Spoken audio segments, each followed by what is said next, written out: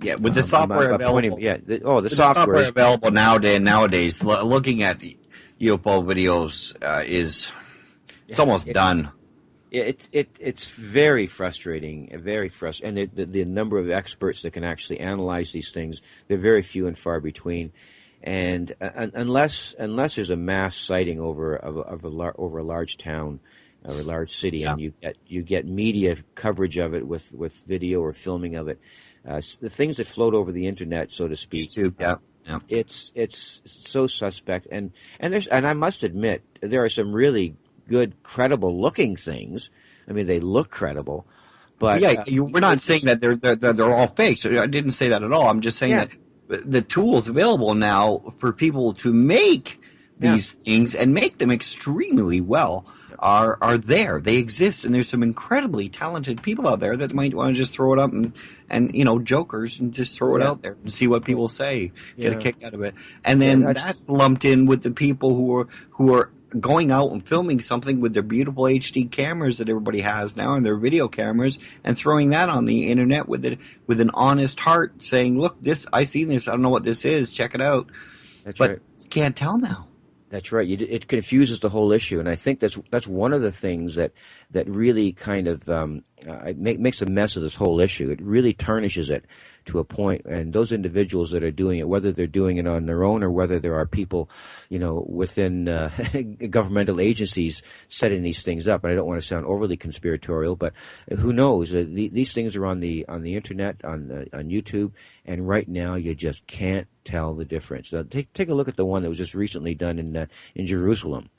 I don't know if you've seen the one. Yeah. Now, you can see the pixels, and if you look at that closely, you'll notice that none of the lights move.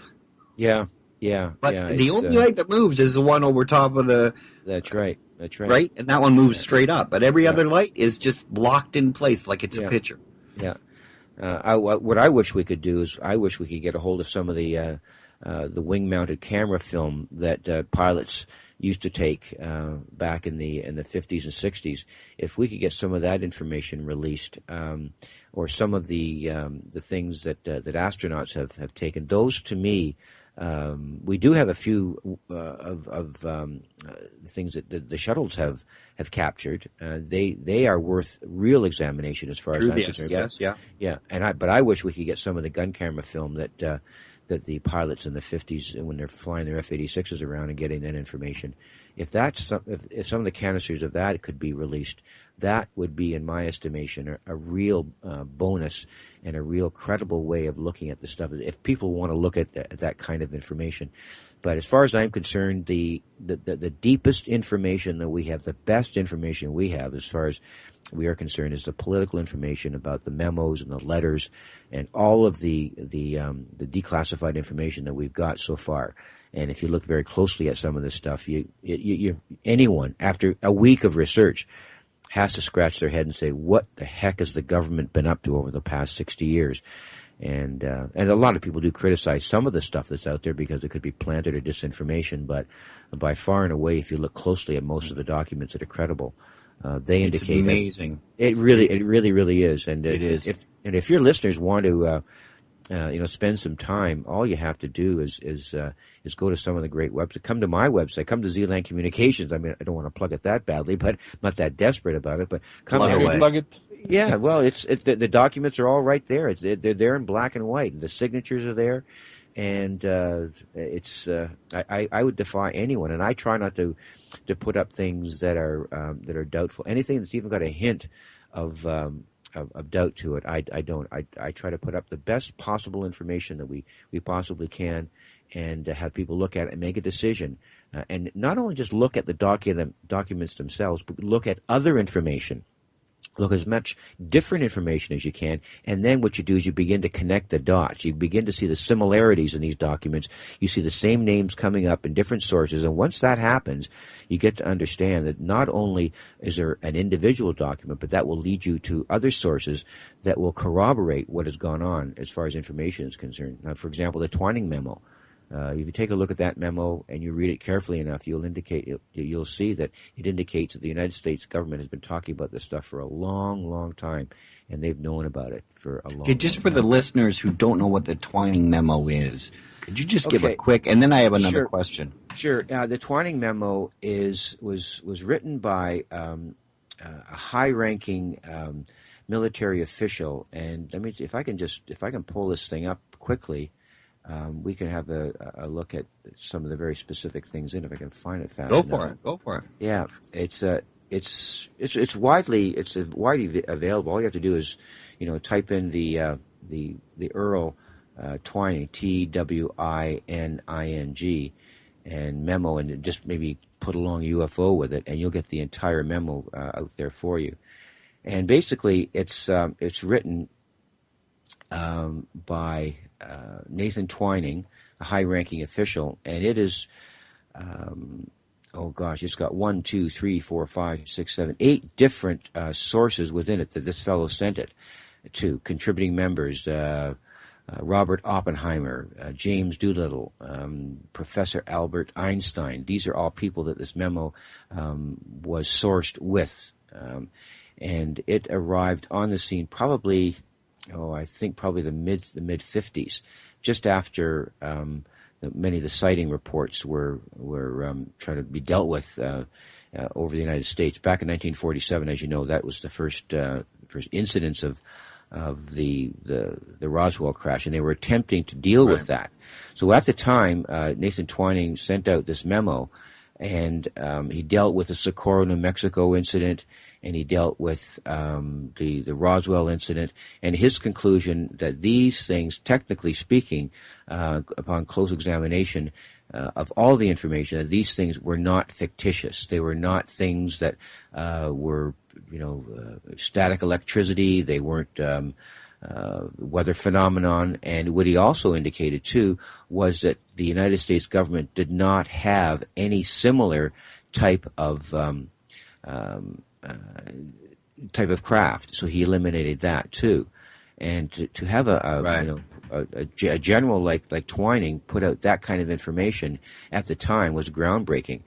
When I see these documents, what I do is I say, my goodness, let's just suppose a similar ranking officer did that today. Similar ranking officer in the United States Air Force today did something like that. And put it out into the general public, into the public domain. What kind of furor would be amassed by something like that? It just wouldn't be allowed. So from that point of view, the Twining memo was a real groundbreaker in talking about the military's understanding that these things were in fact a real phenomenon, and they just didn't know what it was at the time. And their conclusion that it was, in fact, extraterrestrial. And he actually uses the word extraterrestrial in the memo himself. So that's a good place to start if anybody wants to read a great document about, Very interesting. I did have another question. First to comment, it's very interesting that how it's changed over the last 60 years. And how in 1947 they could make a news report that they had recovered a crashed disc, and the next day they would track that and say, it was just a weather balloon, no worries. And people back then went, all right, okay. I mean, a minority of people got together and said, whoa, wait a minute. What do you make an official report that you received a crash disc. The next day you say it's a bunch of weather balloons. A couple of years later, they started talking about dummies flying out of planes, and people just go, all right, okay. Yeah, they buy it. They buy it, yeah. I think nowadays you'd have a little bit more trouble. Maybe I'm giving people too much credit, but I think nowadays people would they wouldn't buy it as much. Yeah. Now, it's a good point. It's a good point. I guess you have to look at the level of sophistication of the media at the time. Right now, we exist in a media environment that's extremely sophisticated. And the communication is instantaneous. I mean, you can get a piece of information let out in London, England, and within a nanosecond, it's on somebody's desk in New York. And this happens, trillions of times a day with all kinds of information. Right. But back in the 40s and the 50s, information moved very, very slowly. and the kind of time lag that you had as a media person or as a government official, you could clear your tracks pretty easily. So when the crash happened in Roswell, and then they did put out this, bulletin that, crash disk in New Mexico, so on and so forth. I guess Blanchard was, responsible for that, and Ramey. When they did all of that, they had time to say, okay, you know what? We put out a memo or a report that we've got this disk crashed, and we know that it's not it. We know that it's not a weather balloon. It's something that now we realize there were bodies. There's parts of a crash. The structure. It had substance to it. What the hell is this? And okay. Let's sit down and talk about this. Let's just how can we cover it up? Let's just say it was a weather balloon. Okay, I'll retract it, bang, and no questions asked. And generally, the public accepted that. Now, they said, thanks for clearing that up. Yeah, that's right, exactly. I mean, the government at the time provided all the answers for people, and people swallowed the answers on a regular basis. It was, the war had just finished, okay? The war had come to an end a couple of years earlier. And thank goodness, the good guys won, and all of the American public, generally speaking, and throughout the the industrial world in Europe, they had a lot of faith in government. Government was trusted because government and the military saved them from the big Nazi machine, and so government was something that people generally, for the most part, trusted. Especially the military, because they were the ones that were responsible for saving the planet from this dastardly individual who's trying to move across Europe. So there was a different environment, a different mindset among the public. So the military had pretty well had free reign in putting information in and taking information out, and then zipping this in and zipping that out. They could pretty well say and do whatever they want. And the media was much less prone to question than it is now. Now, they may have been, skeptical at some points along the line, because that was the job of the media, but not nearly as much as they are now. So the way the media portrayed the information to the general public at the time was the way the military wanted it to be portrayed. And whatever the military said, it got done. So it was very simple at the time to do that, and that's why the Roswell incident was very well covered up. But the stories about what happened, now, if in fact, this was just a weather balloon, why did literally hundreds and hundreds of military people show up on the site and walk arm in arm collecting this stuff across the Foster Ranch if it was just a weather balloon? Yeah, and they needed 2 trucks to transport that weather balloon. Of course, yeah. And why was a good example? Why was Frankie Rowe, a young girl of about 12 years old, who sat at her kitchen table, and her father was one of the firemen that was on the scene, and he was called to the scene along with her mother. They were sat down by a military officer at their kitchen table one morning. After the knock on the door, the Air Force people walk in the door. Well, actually, it wasn't the Air Force; it was the Army Air Force at the time. Walked in, sat down, and said, "You will not disclose, you will not talk about anything that you saw out there in the Foster Ranch. And if you do, just be aware there's a big desert out there, and it'll take them a long, long time to find your bodies." That's what Frankie Rowe said. I mean, she's on record as actually saying that. So you get that kind of information, and the Roswell radio station, the owner of that radio station was threatened with closing his station down if he did report the information. So all of the substructure behind the scenes, that's the stuff that doesn't get reported. It comes out 40 or 50 years later. And when you realize that the kind of work that the government did to cover this thing up, and later on all the stuff comes out, it's basically a non sequitur. So you can just sort of chuck it as far as you can throw an anvil. It's just not going to fly anymore. Right. Now, the question I did have for you earlier, you made a reference to fossil fuel. Yeah. You made a reference to fossil fuels. Interestingly enough, we had Wade Frazier on the show last week, and he was talking about the free energy, living in the world of the free energy inventors and stuff like that, and just covering what humans can do with free energy and things like that. Not even talking about retrieved alien technology and trying to back engineer that stuff. Right, yeah. But just talking about the stuff that's come out that would impinge on and threaten the fossil fuel industry, that's a huge subject, and it's full of minefields. And of course it is, So if you're talking about way beyond what humans can do, retrieved crash retrievals and stuff like that, and that sort of technology, and back engineering that, and then that there are people out there that have access to that technology. Not you, not me, right? But there are people that have access to that technology. But if it was to come out, it would blow our current world out of the water. Yeah.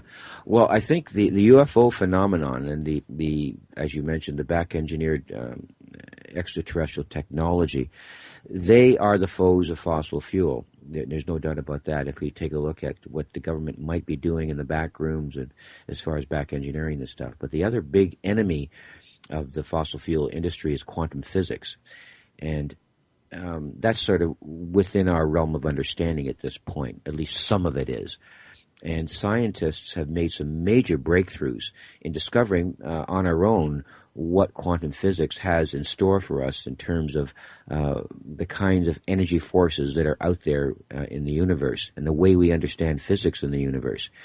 And when scientists at the quantum field level begin to make their understandings known publicly about what this whole energy source is, as far as the kinds of energy that's out there. And one of the analogies that I had put forward to me by, I don't know if you know who Tom Violette is. He's a physicist who's done a lot of work in this field. And he and I were talking during one of an interview, and I said, Tom, can you give me an idea as to how powerful and how pervasive this type of energy is? And he said, well, Victor, try to get your mind around this. And he said, if we are at a point where we're at least know that it can be done. Knowing something can be done and actually doing it are two different things, but just knowing that it can be done is a big step forward. And he says, we know that we very soon will be able to quantify this energy. And he said, if we can get to the point of quantifying this energy that's in the quantum vacuum of space, if we have 1 cup of this energy, just 1 cup of it, that 1 cup, if we use it in the right way, as it's the way it's supposed to be used, can boil the water in all of the oceans of the world. Tick, tick. Yeah. Tick. Think about that for a second. Yeah, that's a thinker. And, it sounds fantastic. It sounds absolutely impossible. But when you look at some of the things that are going on within quantum physics, and I'm not an expert, I've done a little bit of reading. I've interviewed some very, very prominent people in this field, and the whole idea of what this free energy is, this quantum that's in the quantum vacuum of space, it's the sky is the limit and beyond, and that is where I believe the UFO phenomenon, whatever that phenomenon is, that's where it stands too. We are at the beginning, the embryonic stages of understanding quantum physics. These extraterrestrial civilizations that are out there, they've been dealing with this for centuries, if not longer. So millions of years. Of course, and they've achieved, as far as I'm concerned, I mean, it's just my own personal opinion, and I kind of waver back and forth between, travel at light speed and interdimensional travel. I haven't really decided what that all means and which one is really the case, that maybe is both. But I'm convinced, through some of the people that I've interviewed, that the beyond speed light is in fact possible.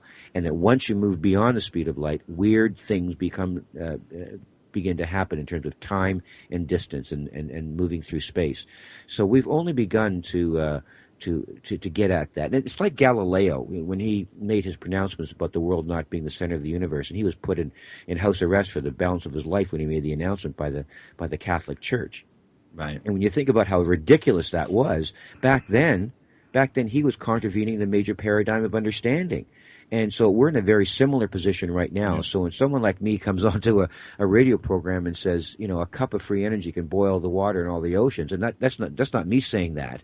Don't take my word for it. The physicists are saying that the amount and the type of energy this is will make light speed travel and other things possible that we cannot even imagine at this point. So we've only begun to scratch the surface about what the UFO phenomenon really means, not only in a geopolitical way, but in a scientific way too. Exactly. It's funny that he mentioned. We can move the. Go ahead, Sorry, Tom. Scott, Go I ahead. cut you off there. Um, how can we move the this exopolitics now movement to something that would make a big difference? Well, the number of people that I know within the exopolitics movement, what I've learned about most of the individuals in this field is that most of them have a very clear understanding of what the media is all about and how to work the media. But moving away for a moment about some of the more speculative, I guess, statements of some people within exopolitics. What I think people in exopolitics have done, and I'm talking now about fellows like Michael Salas. He and I worked together on some major initiatives. Michael has a very clear understanding of how to work the media. And I think that kind of expertise, that kind of understanding, how to use press releases, how to interact with reporters and journalists, and how to draw people in the media in to have them understand that there's a real issue here. There's a real issue, not only in the sense of it being a reality, but it has political permutations to it that would boggle any journalist's mind. And I know Stephen Bassett and I have talked about this a lot. If anybody in journalism right now that's listening to this program, if there is a journalist out there listening right now, if you want to write a Pulitzer Prize winner, write about the disclosure movement and write about UFOs and write about government secrecy and write about the government cover-up. And if you do a thorough enough job within your newspaper, you will in fact win a Pulitzer Prize. And I think that kind of understanding about how to work the media is entrenched in what exopolitics is. It is, if you forget about the word exo for a second, it's politics. It's knowing how to work the polemical aspects of an issue, of any issue, and working that issue to a point where those two polemical points of view come together and make sense. And when you take a look at what exopolitics is, it draws a very serious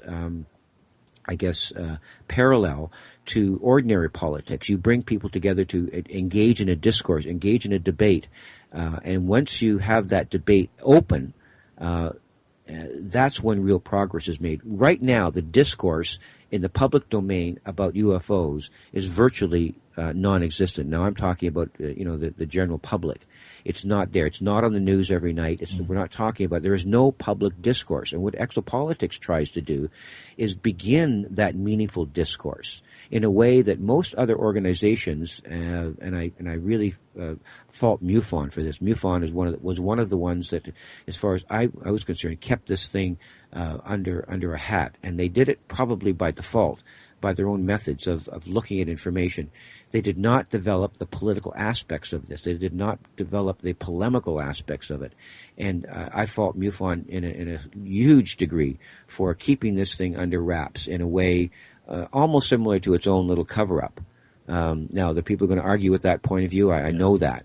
But when you take a look for how long did MUFON not make any kind of public statements or challenge any type of political figure about the UFO issue, it's mind-boggling what MUFON could have done to bring this thing to a head, but it didn't do it for year after year after year. It failed miserably. Now, I'm not saying exopolitics is the perfect vehicle. It's definitely not. There are some aspects of it to which I disagree too. But the one thing in exopolitics is they are hell-bent for leather to get this thing into the public domain, look at the political realities of it. What does it mean to humanity, good or bad? Whatever it might mean, that the truth must come out. And I know every single individual in exopolitics. There are not many people in this field that I don't know. And each one of them is compelled in that direction, in one way or another, to get a public discourse about the UFO phenomenon and the extraterrestrial presence. And that, to me, is the key, the key platform in what exopolitics can really do to bring this thing forward. And there are some people on the periphery of it that are doing a great job, and I think sort of the disclosure movement has learned a whole lot from some exopoliticians, and I think some of them are working hand in hand to bring disclosure to a forefront by using the media. So that's basically, in answer to your question, Tom, that's how I think exopolitics can move forward and really have a profound effect on the media because a lot of media people that are very good at it are moving into the exopolitical field and recognizing that exopolitics just could be the way to bring this stuff forward in the way it hasn't been brought forward before. Go ahead, Tom. But do you think are we in the in the stages that we can probably make a big effect with this approach? With an exopolitical approach, I don't think there's any one approach that's going to be the sort of the magic pill. I really don't. I see some of the things that Stephen Greer has done, and the way he can draw attention to the subject, I see as being very, very effective. But yet again, in a lot of ways, Stephen has said and done some things that are highly speculative. People in exopolitics, the same sort of thing. The people in exopolitics have made some pretty wild and outlandish statements about, transporting to Mars. Getting in a transporter and being physically transported to Mars.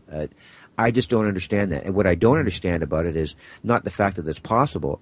What I don't understand is how that kind of rhetoric helps us. It's too far out at this point in time. It's way, way too far out on a limb. Yeah. And you have to... Although Bob Dean did talk about it. Yeah, I know. I realize that. And maybe he knows information that that I don't. And God bless him if he does. If in fact he does...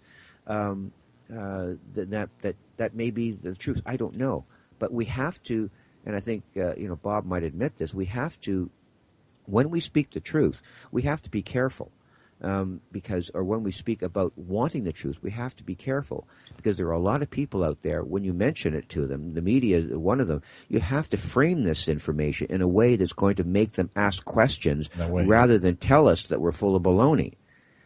We have to engage these individuals. Right. Yeah, that's right. We have to engage them in a positive way and say and frame information in a credible way. So when Bob Dean says to the audience, he was in a room where they were tracking a huge flotilla of UFOs, but with NATO radar. I forget when it was, but it was in the 50s, whenever it was, 50s or 60s. That kind of information coming from a NATO officer is credible, but when they start talking about transporting somebody to Mars, you're not going to get a whole lot of people in the media that are going to listen to you unless you have absolute doggone proof that it did happen, exist, and you can replicate it right there before. But with what Bob Dean was talking about, that could be considered witness testimony, but witness testimony from someone who was a part of NATO. Right. Yeah, and it's like trying to unravel a huge ball of wool. It's so difficult. Yeah. There's no one stream. There's no one little piece of the thread when you pull it that's going to help unwind it. You have to find the right one. Say, that's the little piece of twine that we need to pull on that will get us to the other end of the string. And we've yet to find that. Well, it's interesting. I got a quick one, Tom. Yeah, I think so. It's interesting that you can look back through time in the UFO field and see what was acceptable when. Yeah. And you could go from the crash nuts and bolts aspect of UFOs, and then you get someone like Jacques Vallée who talks about the possible interdimensional aspect of it. Mm-hmm. Now, nuts and bolts UFO researchers shut him down left, right, and center, and it was a completely unacceptable concept. Later on, it became more acceptable, so people could talk about it at that point. That's Same right. thing is with UFO abduction cases. UFO abduction cases, people that have been in the UFO field before that happened, so many of them shut that down in a second. They wouldn't even talk about it. They wouldn't even bring it up in conversation. They would leave the room if you started talking about it because they will just not be a party to that silliness. Now, it's completely normal. Everybody talks about it. If you're a UFO investigator, you've been in the game long enough. It's normal now. And all of these, it's like little tiny baby steps that the people are taking. That's right. In 10 years, you talk about people being transported to Mars, it'll be completely normal. Everybody will be talking about the UFO field. Well, yeah.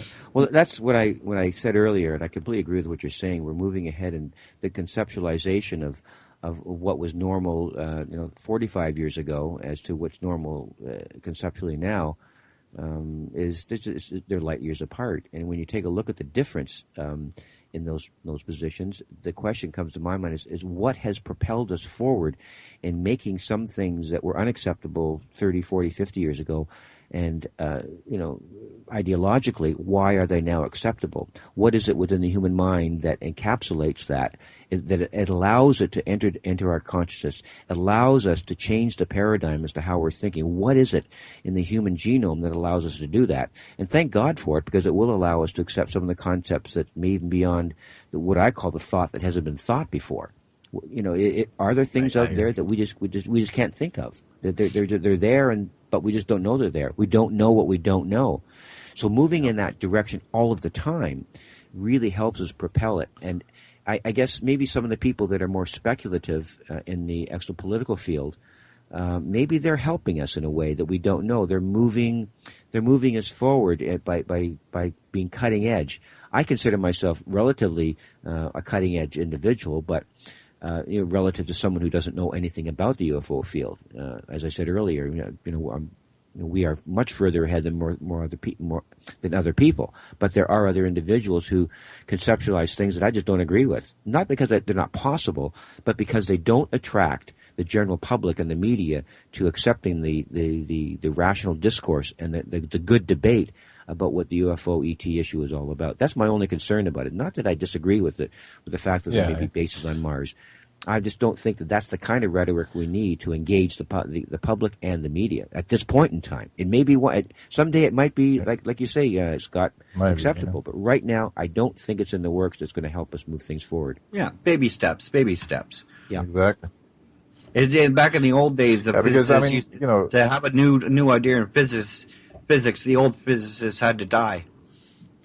That's right. Yeah. Go ahead, Tom. Yeah. Well, I mean, that's pretty much the rhetoric that we had, for the last 40, 50 years, and that's part of the reason that it has taken so long for this field to, get to this level of, let's call it seriousness, and we still haven't reached the pinnacle of where it should be. Of course.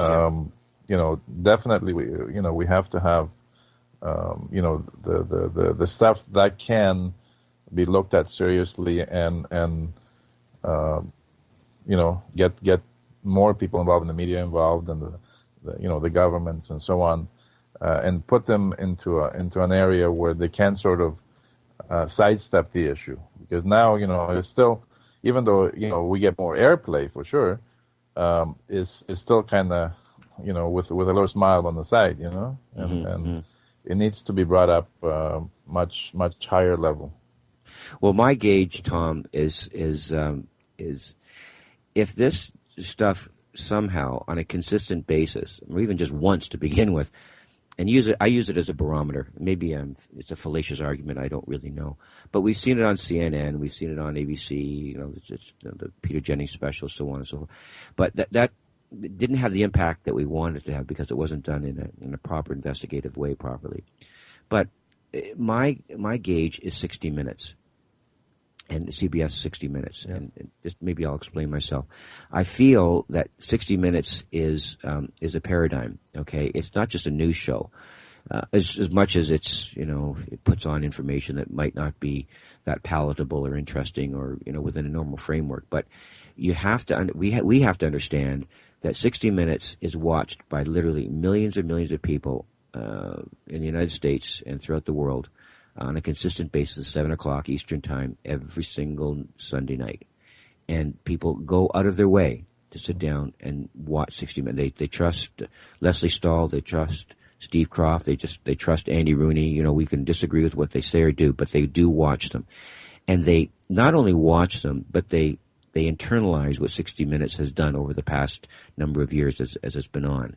And when and if the media controls about this whole issue are either lessened or taken away, or someone within 60 minutes says, okay, you know what, we're gonna break this glass ceiling, we're gonna cut through this glass ceiling, and decide to cover the UFO issue. When 60 Minutes decides to do it, when 60 Minutes decides, okay, it's time for us to get into this, my feeling is this thing is going to bust open on the White House lawn the next morning. All the files are going to be thrown out the window. They'll land on the White House lawn, and all the reporters will see them. There won't be UFOs in the White House lawn. There'll be files about UFOs. The questions to the president at the next press conference, will come in leaps and bounds, and that will all because 60 Minutes will have dealt with it. And maybe I'm wrong. Maybe it's too speculative for me to think about that. Maybe the media controls that the government is using are too powerful. But if it ever happens that 60 Minutes begins to engage this issue on a consistent basis, not just with a one-time show. This is not a one-time issue.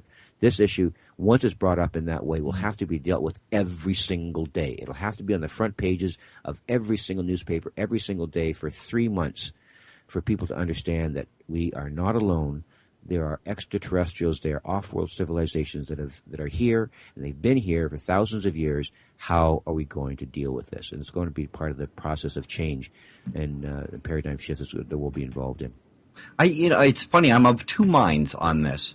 One mind says, yes, we are in the process of change, and the other mind says, let's think back 25 years ago when you thought, geez, it must be just around the corner. It's got to be within 5 years.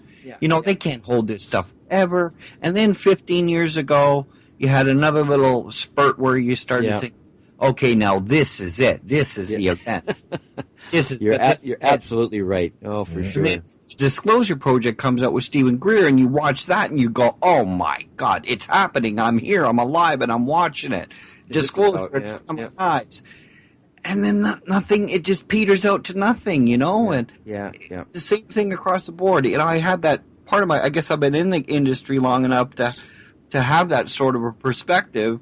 That you go, wow, I've hoped so many times for that revelation to come out, and it doesn't. But the other part of my mind is the one that says, yeah, but look at the amount of shows they're doing on the UFO phenomena. Look at how many TV shows are focusing on aliens. Look at how many movies are coming out about this, sort of slowly adapting the public to the concept of aliens and life outside of Earth. And as an example, the battle for LA. There's another movie coming out called Battle Los Angeles. It'll be in theaters in March 11th on the 11th month. So 3/11/11. The Battle for Los Angeles. And then that's another big example of how they're just sort of throwing it out there. Do you have any thoughts on that new movie coming out? Oh, yeah, I do.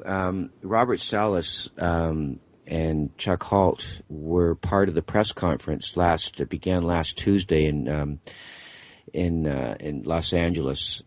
They, for whatever reason, and I know Robert quite well, I don't know Chuck that well, they were asked to help promote that movie. And so they were part of the press team, and they came out and talked about their experiences with the nuclear missiles and so on and so forth, as people involved in the UFO phenomenon. Now, I've seen trailers of it, and I don't know if people are familiar with the Battle over Los Angeles, the Light over Los Angeles in 1945, I believe it was. Yeah, when the actual event happened, there was all these spotlights on an object that was floating over Los Angeles, and thousands of rounds of munitions were shot at this thing and didn't even touch it. Like, there were direct hits. You could see direct hits had made no effect to this thing. It just moseyed along and did its own thing and had no effect, and basically was a show of power in a way. Yeah. Now, if you've seen any of the clips of the trailer, I've seen some extensive one, and it's nothing like the event at all. Basically, have you seen any of the trailers? Right? I have, yes. Yeah, I've I've seen a couple actually. It's pretty. I mean, it's not even looks very remotely interesting. similar. It's not even remotely similar to what the actual event was like. But in Robert's view, this kind of information, even though it's almost like Independence Day to a certain degree, it brings it forward to the consciousness of the people. My only argument with it is it's this good alien, bad alien scenario, and I think there's too much surrounding the threat, the development of fear, and I guess if you're Hollywood, that's where the money is, and you can't fault them for that because they're in a money making industry. Well, yeah, Hollywood has to have the the fighting and the sure. Otherwise it'd be too boring, I guess. Yeah, well, I mean, it's they don't really make a lot. They make more money out of shows like V and movies like they want to make like that and Independence Day than they do with you holding hands and frolicking around singing Kumbaya. Although E.T. was, I guess, another example, but a friendly alien concept. E.T. There haven't been many of those though, have there? No, I'd say the vast majority are bad, evil Yeah. alien coming to eat your babies. Yeah, That's right. Yeah, and that is a problem for me. But then again, and then we're in that time.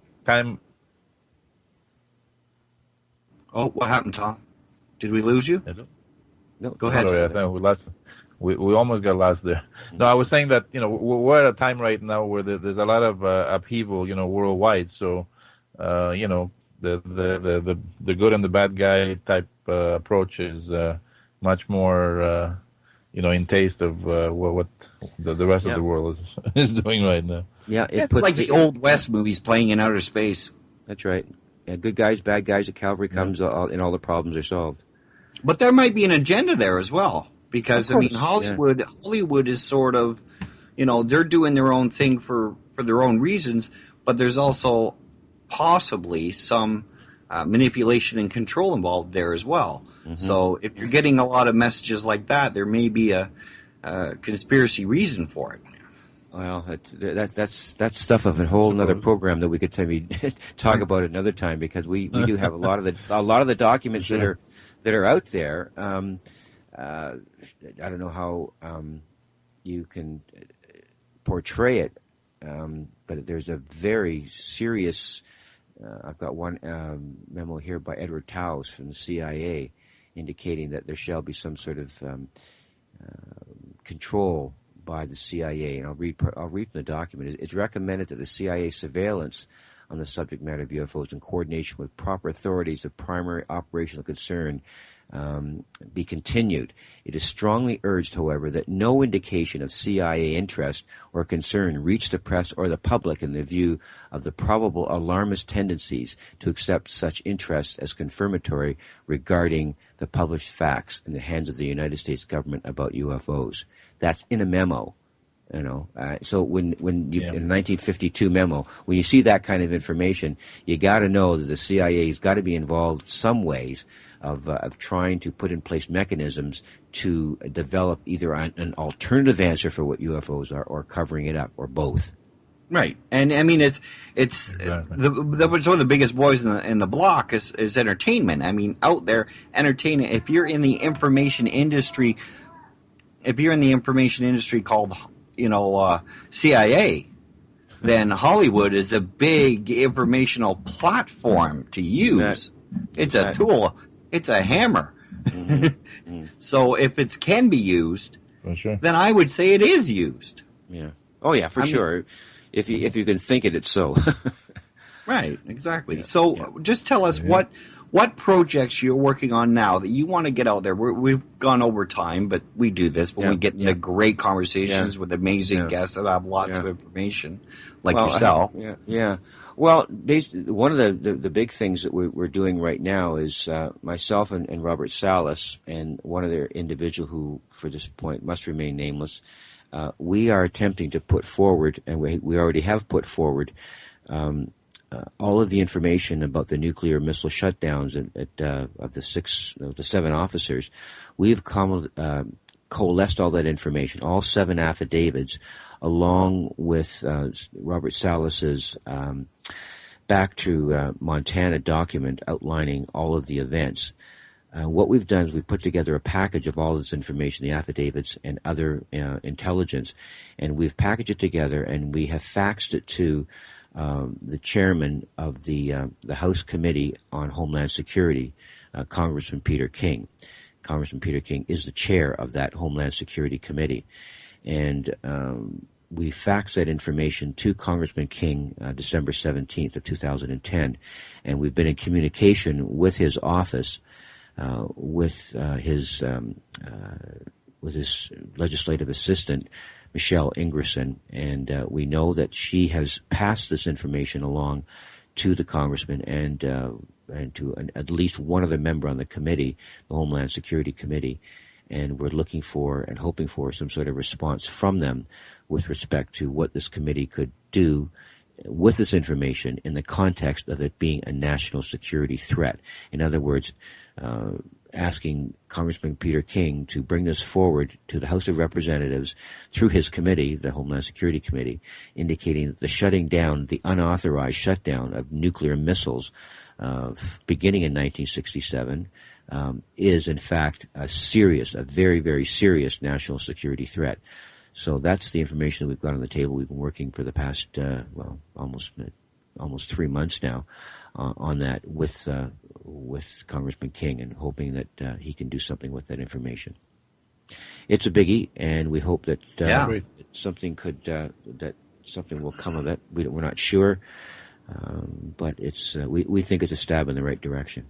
Sure, I mean, you got to put it out there, right? Sure. So, talk about some of the other projects you're doing. You have the TV shows or radio? Yeah. Richard Serrett, we do the radio show. He does the radio show every Sunday night at 11 o'clock Eastern Time on AM 740. And if you want to listen to that program, people throughout the internet, all you have to do is go to AM 740. It's called Zoomer Radio, Zoomer. Just Google that and get on there 11 o'clock Eastern Time. You can listen to Richard Serrett's show, and about once a month, maybe twice a month, depending on the number of guests that we can line up, excuse me, we talk about UFOs. And I sort of assist Richard in that respect. But recently what Richard has done in concert with Moses Neimer, who owns Zoomer Radio, he also owns Vision Television up here in Canada, and they've put together a series at this point of 18 film documentary documents that have made the airways on Vision TV. And these documentaries have been very incisive. One of them has dealt with UFOs, a lot of paranormal stuff involved in it, but we've got some really good opportunities to bring this forward. And Richard has been in Arizona, in the UK, interviewing some of the officers involved in the nuclear shutdowns and at the Rendlesham Forest incident. And Richard will be bringing this information forward through Vision Television over the next, oh my goodness, we hope for for perpetuity, but we know we've got 18 shows all ready to go, and they've already started being aired. Oh, that's great. That's great. Do they have an internet link? Can you? The link for just type Richard Serrett, www.richardserrett, and it'll take you right to the Conspiracy Show. Okay. Go ahead, Tom. And give us your internet site as well. Oh, okay. It's the actual site name is Zland Communications, but the actual URL is sites sites.google.com//Zland Communications. All right. Oh, yeah.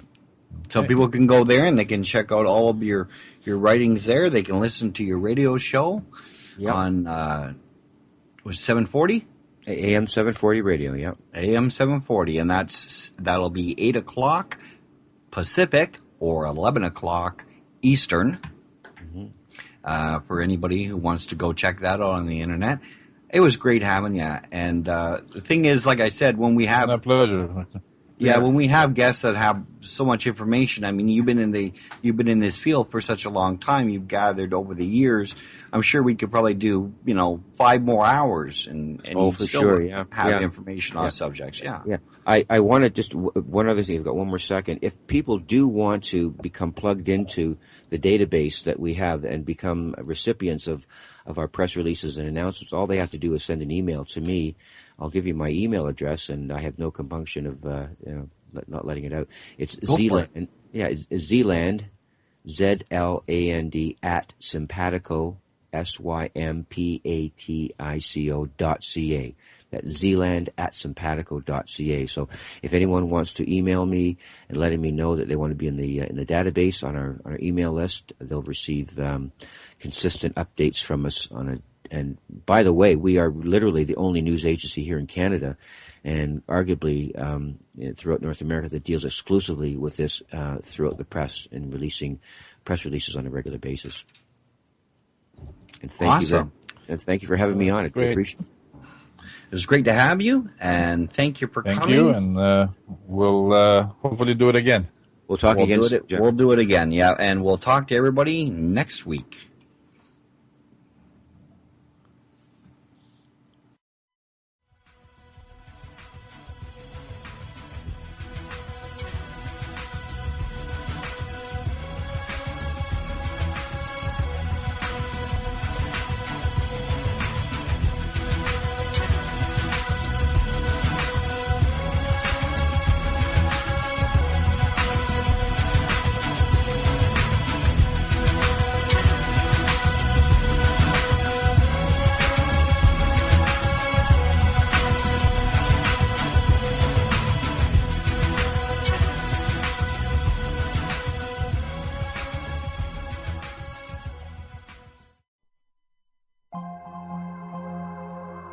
BBS Radio.